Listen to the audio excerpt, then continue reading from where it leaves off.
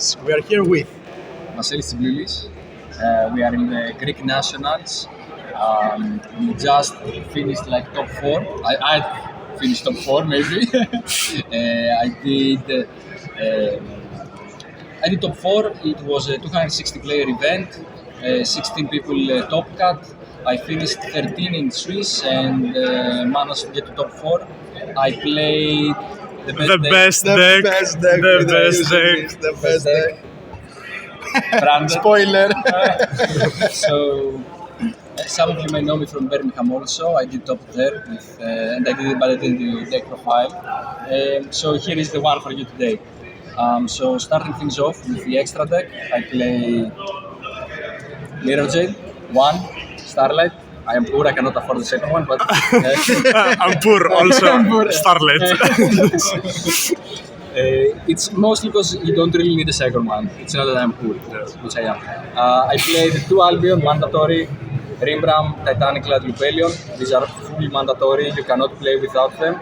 I was considering playing Brigrant also because it is a bridge with meows, but in the end, in the final cut, in 10 minutes that the deck made me, I had for the deck to make it, I didn't do it, so it's whatever. These are sufficient enough, you don't need more of this. Moving on, we have double Guignol. This is your grind, this is your everything. Yes. You combo with this card, you send your fusions, you do everything. We need more of these cards. We need future subordinates to be something like this in order to make brand good again. But it is the best deck, but you know. Better. Okay. For Despia cards, mainly for this tag out, it was Queritis and Proskinion. How was Proskinion? Proskinion basically on the Rizel Mitsurugi endboard, they finish on the Donator Murakamo with the field spell and the trap in the grave. Usually they don't have enough to also have prayer. Sometimes they do, but sometimes they don't. If they finish on that, you activate a looper, they probably just negate the field spell, so you just change Super Poly, more on that later, and you make this one. You take the Donator and the Murakamo and the looper, you make this one. Your opponent then is forced to do twins probably with the Donator, and then you just chain still the Donator and you just press his whole board, and he can't really do anything about that because like you clear down everything.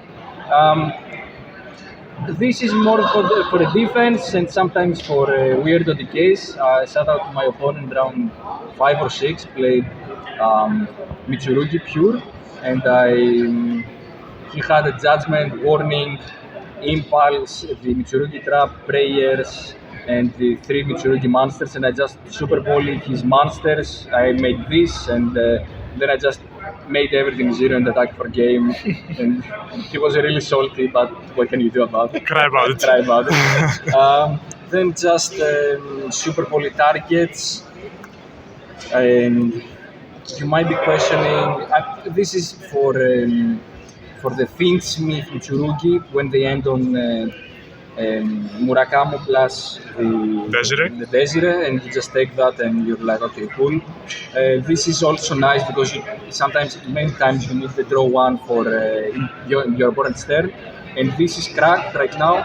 You basically, if your opponent is playing pure Mitsu, or he doesn't have like access to Fiendsmith or whatever due to Fuga or whatever, To you darks. just make that. Yes. You take both monsters.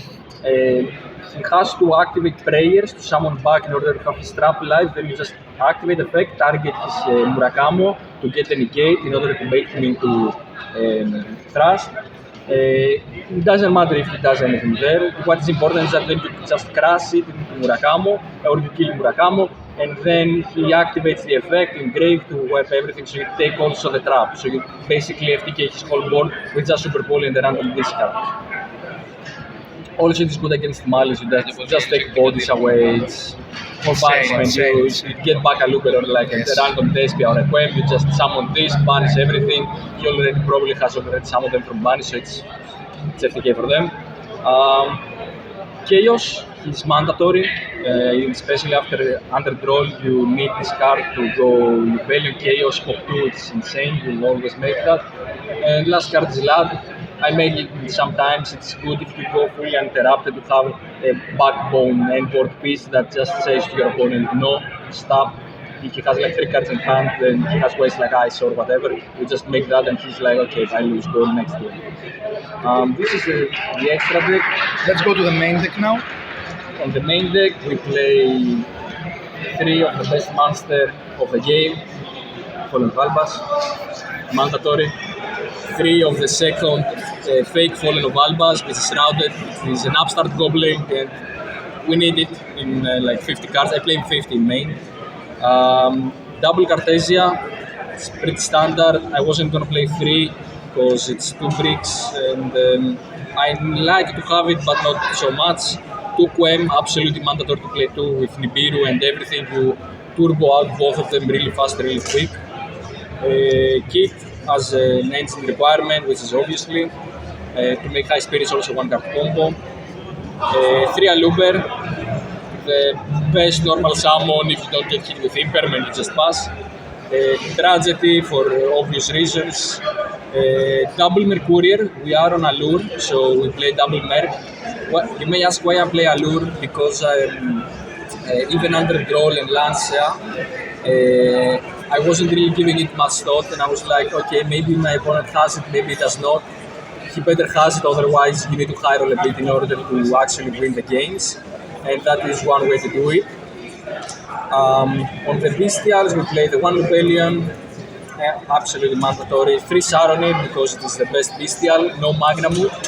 We do not need Magna, it's irrelevant if you search, you go really minus, you go into Thrash talents, whatever, it's not good in order to play Magna. 3 Deployment, you turbo out Cartesia. On the other branch spell traps, we had the Lost, Red and Banishment, absolute mandatory, all 3 of them. Even on the Malice matchup, you have this, and he will probably try to hold the Linguribo, so you press him because he cannot actually use the Linguribo, and he just banishes whenever you want and then activate banishment and he just loses. It's also super poly for Venom, which most people don't play. Even for the Mitsurugi matchup, just do this, bring back Mirror Jade, banish 2 monsters, he loses like the grind and everything.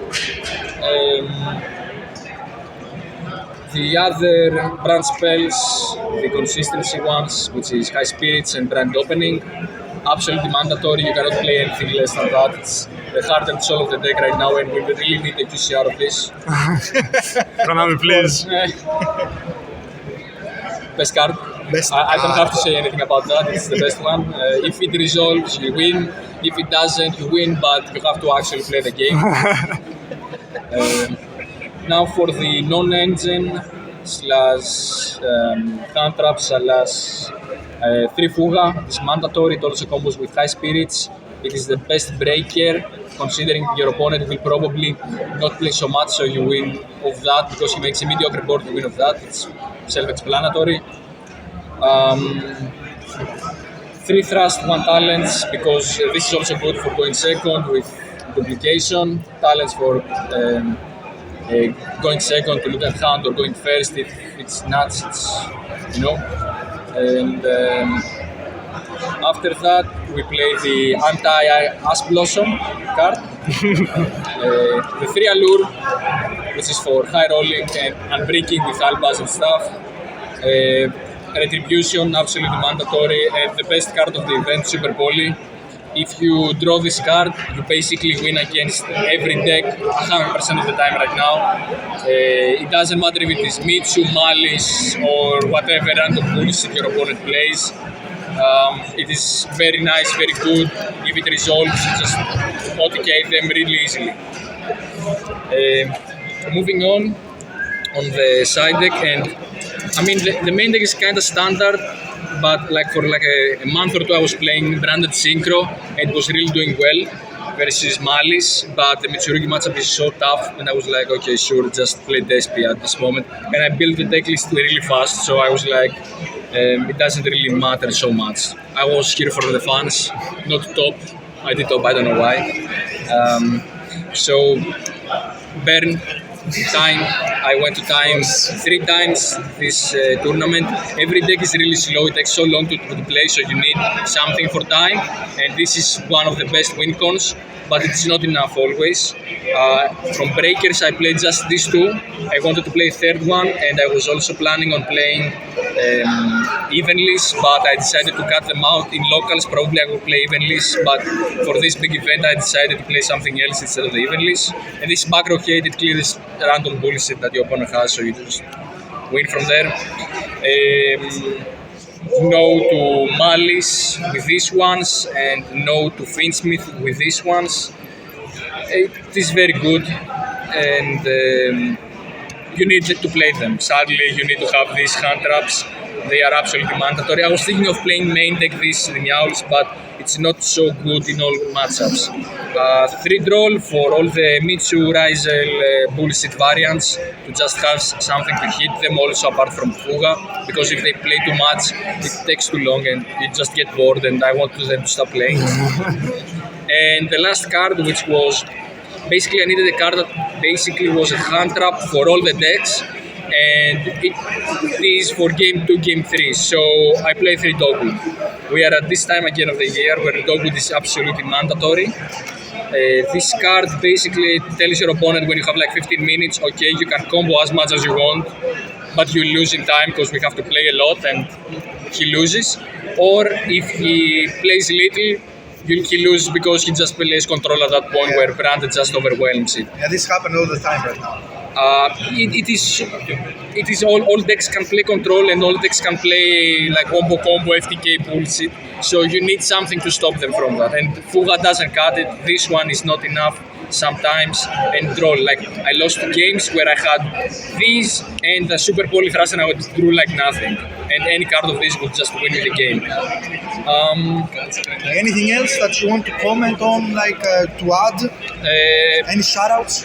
Sorry to all my opponents that had to face me. I really feel you when you spend 700, 800 euros to play a competitive deck and you just lose to Branded because you're bad. And shout out to Uri Diaz. He's a friend of mine from the US that we talk a lot and theorize a lot despite not actually playing a lot. Shout out to another mentor of mine, Mr. Mario over here, which was the first one to actually play the deck, and I saw him play the deck, and then he kind of inspired me to also play and try hard and actually max out the whole deck. Shout out to Manos Aris and Gamaron for the video, and shout out to some people here. Thank you very much. And if you need any branded coaching, you know where to go.